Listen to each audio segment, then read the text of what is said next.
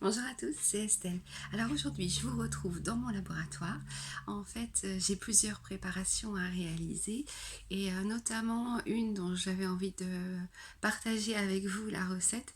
Une préparation qui va avoir des vertus anti-inflammatoires, donc pour tout ce qui est douleur, qu'elle soit musculaire, qu'elle soit tendineuse, voilà, donc on va faire ensemble un petit flacon hein, pour un usage personnel. Et puis après, vous allez voir, hein, moi je vais en faire un petit peu plus. Mais c'est une formule que je dirais qui a fait ses preuves, voilà, et qui fonctionne vraiment très très bien avec pas trop d'huile essentielle, donc c'est intéressant aussi parce que du coup c'est pas un coût trop élevé et puis surtout voilà, ça a une utilité et ça fonctionne très très bien. Donc je vous montre un peu tout ça, tout mon matériel et puis c'est parti. Donc voilà, comme je vous disais, moi j'ai plusieurs préparations à faire. Donc je vais utiliser le petit flacon qui est là justement, hop, pour l'usage personnel. J'utilise aussi des seringues parce que quand il y a des préparations qui sont un peu plus importantes, avec des quantités un peu plus importantes, plutôt que de compter les gouttes, j'utilise des seringues. Donc là j'ai une seringue de 5 millilitres et une de 2 millilitres. Donc c'est parti, on voit la formule ensemble. Donc pour cette préparation, je vais avoir besoin de deux huiles essentielles, comme je disais, l'eucalyptus citronné. Je vais avoir besoin de Golteri. Hop.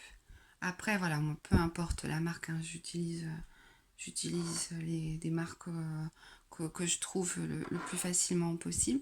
Et par contre, donc là, je vais avoir besoin de deux huiles végétales. L'huile de calophylle, l'huile végétale de calophylle, et aussi de l'huile végétale de macadamia. Donc le flacon que j'utilise, c'est celui-ci. Je trouve pratique parce que d'abord c'est une petite quantité, hein, c'est un 30 millilitres.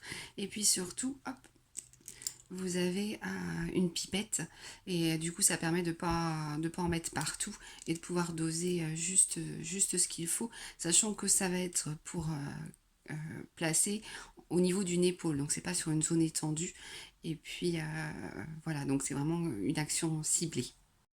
Voilà, donc j'ai prélevé avec, à l'aide de ma seringue 3 millilitres d'eucalyptus citronné.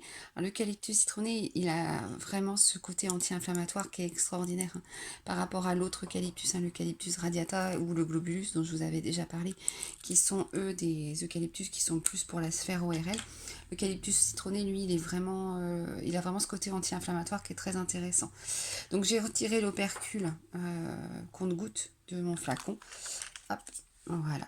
Donc 3 millilitres d'eucalyptus citronné et ensuite je vais prélever 3 millilitres de Golteri.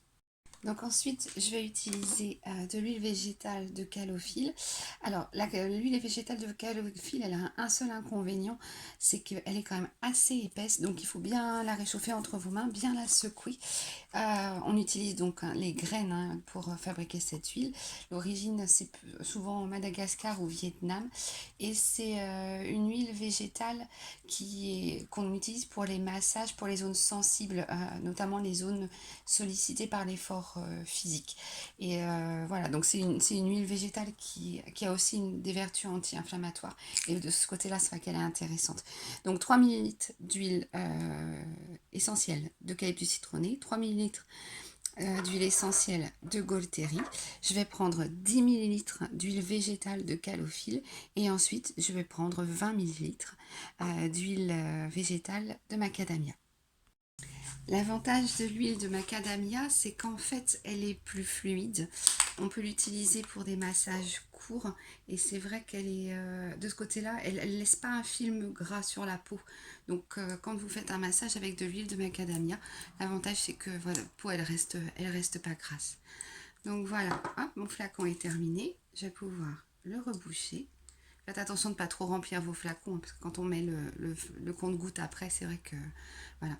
Donc on secoue bien, parce qu'en fait, l'huile de calophylle, comme je dis, elle est vraiment épaisse, donc du coup, elle va laisser... De toute façon, vous verrez, hein, ça fait comme un surnageant un petit peu plus foncé.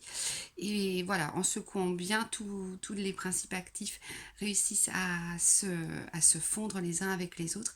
Et on a une huile de massage qui est parfaite pour tout ce qui est douleur inflammatoire.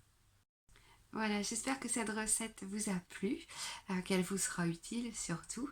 Et puis je vous souhaite une belle journée et je vous dis à très vite pour une nouvelle vidéo. Et surtout, prenez bien soin de vous.